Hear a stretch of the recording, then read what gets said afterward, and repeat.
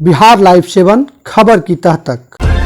जब आपने बात करी है शांत स्वभाव की, तो मैं बता दूं, समंदर हमेशा शांति दिखता है, लेकिन गहराई और उसके भीतर होने वाली जो एनर्जी है, जो हलचल है, वो लोग भाप नहीं पाते। तो एक शांत दिखने वाली पर्सनालिटी अंदर से कितनी स्ट्रांग हो सकती है, वो वक्त बताएगा। और हर छात्र छात्रा एवं अभिभावकों का एक सपना होता है कि मेरा बेटा मेरा बेटी सक्सेस हो अपने लाइफ में, अपने कैरियर में एक ऐसा नाम, एक ऐसा पहचान बनाए जिससे मेरी पहचान हो। आप जहानाबाद में पिछले कई दिनों से सोशल मीडिया पर देख रहे होंगे जहानाबाद की बेटी, जहानाबाद की होनहार बेटी, और तरह तरह के अलंकार का उपयोग करते हुए सोशल मीडिया प्लेटफॉर्म पर एक तस्वीर आप तेजी से देख रहे हैं। वो तस्वीर है दिव्या की, जो जहानाबाद की बेटी के साथ साथ अब बिहार की एक डीएसपी भी है। डीएसपी बनने के बाद दिव्या जहानाबाद आई है और हम जानने का प्रयास करते हैं कि आखिर दिव्या को ये सफलता कैसे हाथ लगी और इस सफलता के बाद दिव्या क्या करना चाहती है, आगे किस रूप में इसकी पहचान हो, इस पर काम करना चाहते हैं। दिव्या, सबसे पहले आपका स्वागत है बिहार लाइव 7 में। जी, बहुत धन्यवाद। आप जो है डीएसपी अब बन गई हैं। पहले आपकी पहचान थी एक जहानाबाद की बेटी के रूप में, छात्र के रूप में। डीएसपी बनने के बाद सोशल मीडिया पे बहुत लोग बधाई दे रहे हैं, तरह तरह के अलंकार लगा रहे हैं, क्या कहना चाहेंगे?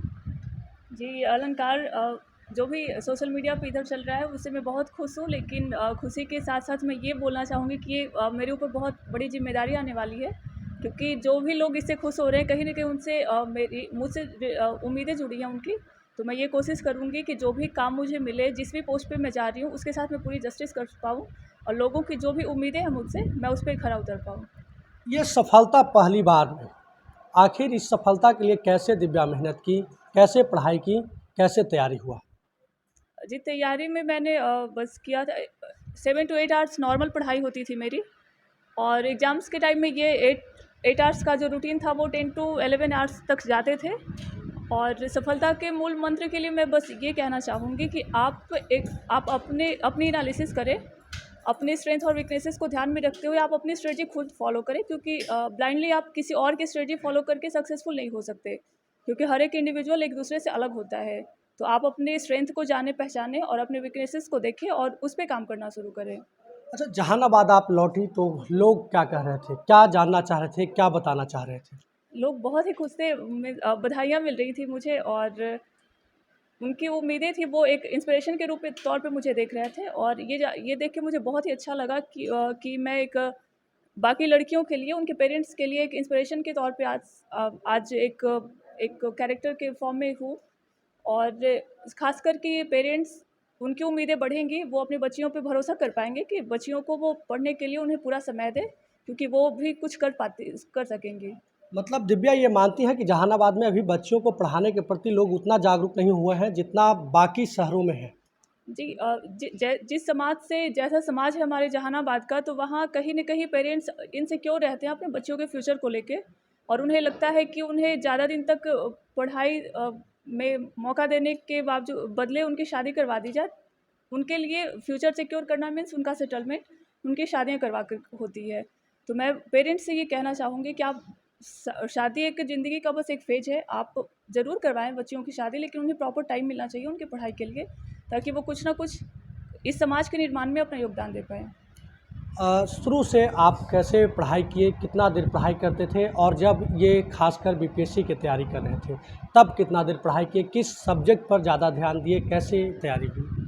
मतलब ये उन बच्चों के लिए जो अभी तैयारी कर रहे हैं उनके लिए खास होगा। जी, उनके लिए बीपीएससी की तैयारी मैंने शुरू करी थी 2020 में, कि 66th का जो नोटिफिकेशन आया था, उस टाइम से मैंने शुरुआत की थी उसकी। 6 महीने पहले से मैं प्रिपेयर कर रही थी इसके लिए। तो इसमें सबसे बेसिक जो मेरे लिए था, उसमें मैंने प्रीवियस ईयर के जो भी क्वेश्चन जो भी बीपीएससी का अभी 94 से लेकर कुछ अभी तक का, वो मैंने लिया था। उनके थ्रू गो थ्रू हुई थी अच्छे से, जिससे पैटर्न पता चलता है कि आखिर क्वेश्चंस पूछे कहाँ जाते हैं, किस सब्जेक्ट को, किस पोर्शन को कितना वेटेज मिल रहा है। उसके बाद मैंने एनसीईआरटी के बुक्स फॉलो किए, जो कि बेसिक कॉन्सेप्ट्स के लिए बहुत सही था। और चूँकि मेरा जो 12 में बैकग्राउंड मेरा रहा वो पीसीएम रहा है, तो मुझे साइंस और मैथ्स के लिए खास मेहनत नहीं करना पड़ा था। लेकिन जिनका वो नहीं है, उनके लिए साइंस बहुत ही मायने रखता है, क्योंकि ये ऑलमोस्ट 25 to 30 क्वेश्चन साइंस से पूछे जाते हैं। तो उस पे मेहनत करने की ज़रूरत है। और उसके बाद सबसे ज़्यादा वेटेज आपको मॉडर्न हिस्ट्री को दिया जाता है और फिर करंट अफेयर्स है। तो ये जो बेसिक जो पोर्शंस है जिसका वेटेज सबसे ज़्यादा है उन पे काम करके सबसे ज़्यादा होना चाहिए, क्योंकि आप अगर इन तीनों को बहुत अच्छे से कर पा रहे हैं तो पीटी आपके लिए बहुत मुश्किल ही होने वाला है। और बाकी की चीज़ें जैसे ज्योग्राफी भी है, इकोनॉमिक्स है, तो इनके लिए फिर आपकी पढ़ाई के दरमियान वो सारी चीज़ें बहुत आसानी से हो जाती हैं। एक डीएसपी दिव्या से अगर पूछा जाए कि सरकार के निर्देशों का पालन करने के अलावा सबसे ज़्यादा अगर किसी एक विषय पर ध्यान देने की ज़रूरत है या फिर ध्यान देंगी, मतलब फोकस रहेगा, तो वो क्या होगा? मेरी पहली कोशिश तो ये होगी कि जो कुर्सी मुझे मिलने वाली उसके साथ जो भी जिम्मेदारियां हैं मैं उसके साथ जस्टिस कर पाऊँ। और उसके अलावा मेरी सबसे प्राथमिक जो उद्देश्य होगा वो ये होगा कि पुलिस का बिहार में जो इमेज है वो एक डरावना इस टाइप का है। लोग हिचकिचाते हैं पुलिस से मिलने से, और ख़ास करके महिलाएं, और महिलाओं के खिलाफ होने वाले जो भी जुर्म है, जो भी मेंटल और सेक्सुअल असॉल्ट्स है, ईव टीजिंग, ये सब जो मैटर्स है, मैं उसमें चाहूँगी कि लड़कियों में ये हिचकिचाहट दूर हो, वो पुलिस के साथ फ्रेंडली हो। तो मेरा मेन फोकस होगा कि पुलिस को सिटीजन्स के फ्रेंडली बनाना, वो पुलिस को देख के डर ना जाए। जो खौफ चलता है, जो पुलिस और सिटीजन्स में कॉन्फ्लिक्ट होता है उनके बिहेवियर में, तो वो चीज़ें कम हो सके और पुलिस वो समझ सके कि पुलिस उनके हेल्प के लिए है, ना कि उन्हें सप्रेस करने के लिए या फिर तंग करने के लिए। आप संतुष्ट हैं या फिर आगे भी निरंतर पढ़ाई जारी रहेगा और सफलता हाथ लगे इसके लिए? जी, जो भी मुझे मिला मैं बहुत थैंकफुल हूँ इसके लिए, लोगों भगवान को, अपने पेरेंट्स को, टीचर्स को, सबको। लेकिन ये मेरा डेस्टिनेशन नहीं है, ये फाइनल नहीं है। इसके बाद मैं यूपीएससी में अटेम्प्ट लेना चाहूँगी। बहुत लोग कह रहे हैं, जो आपको जानने वाले लोग हैं, कि दिव्या एक शांत स्वभाव की लड़की है।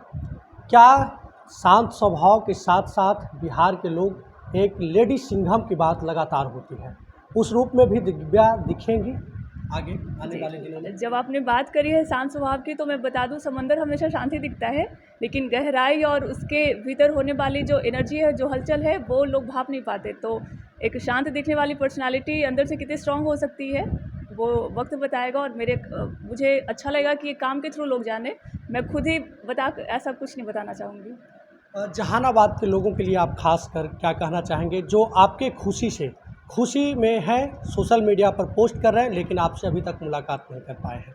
मैं सबसे पहले तो उनका बहुत शुक्रिया करना चाहूँगी, क्योंकि ये लोग मेरी खुशी में खुश हैं और बहुत सारी उनकी उम्मीदें जागी हैं मुझसे। तो बहुत थैंकफुल हूँ मैं हर उन एक इंसान को, जिन्हें मैं जानती हूँ या फिर नहीं जानती हूँ, जो भी मेरी इस खुशी में शामिल हो रहे हैं, उन सबको मैं तहे दिल से शुक्रिया करना चाहूँगी। और उनका मेरे लिए बस ये कहना होगा कि आप एक रिस्पॉन्सिबल सिटीजन बने, क्योंकि आप एक बच्चे हैं, बूढ़े हैं, जिस भी एज ग्रुप में है, आपकी सोसाइटी के लिए कुछ ना कुछ रिस्पॉन्सिबिलिटीज़ है। तो आप अपने राइट्स को लेने के पहले आप अपनी ड्यूटी को पहचानें, तो ये शायद समाज एक बहुत ही बेहतर समाज बनकर उभरेगा। और ख़ासकर जैसे मैं जहानाबाद से जब बाहर जाती हूँ, तो जहानाबाद का जो अभी भी लोगों के मन में जो इमेज है, वो जो नक्सल प्रभावित एरिया रह चुका है जहानाबाद, तो लोग के मन में वो खौफ, जहानाबाद के लोग ऐसे होते होंगे, ये जो इमेज है इसको बदलने में लोग इस ध्यान देना चाहिए। जी चलिए, बहुत बहुत धन्यवाद, आप समय निकालें। जी, धन्यवाद। तो ये हमारे साथ दिव्या थी, जिनका साफ कहना था कि जहानाबाद का पहचान पहले नक्सलवाद के रूप में देखा जाता था, लेकिन अब ये पहचान बदलनी चाहिए। अब जहानाबाद की पहचान बदलकर कोई अन्य पहचान बननी चाहिए, जिसमें सफलता का हो, छात्र छात्राओं का एजुकेशन का हो। और सबसे बड़ी बात यह थी कि लेडी सिंघम की जो बात होती थी, उस ओर भी दिव्या काम करेंगी। इनका कहना था कि शांत स्वभाव के लोग हमेशा शांत नहीं होते हैं, समंदर भी हमेशा शांत होती है, लेकिन लहरें जब आती हैं तो वो देखने लायक होती है। बहरहाल देखना होगा कि दिव्या जब डीएसपी बनकर आती है तो जहानाबाद के लोग में किस तरीके की उत्साह होती है और इनका कार्यकाल किस रूप में रहता है। लेकिन यह जहानाबाद के अभिभावकों के लिए बड़ी, एक कह सकते हैं कि सीख का जो है मौका है। अपने बच्चों पर, अपने बेटियों पर भरोसा करने का यह पल एहसास कराता है। दिव्या की शुभकामना के लिए हम इन्हें दिल से धन्यवाद एवं आभार प्रकट करते हुए जहानाबाद के अभिभावकों से अपील करना चाहेंगे कि आप भी अपने बच्चों पर भरोसा करें, उन्हें यह मौका दें, ताकि दिव्या जैसे सफल होकर वो भी अपने समाज में अपना और अपने माता पिता का गौरव बढ़ाएं। बहुत बहुत धन्यवाद आप सभी दर्शकों का।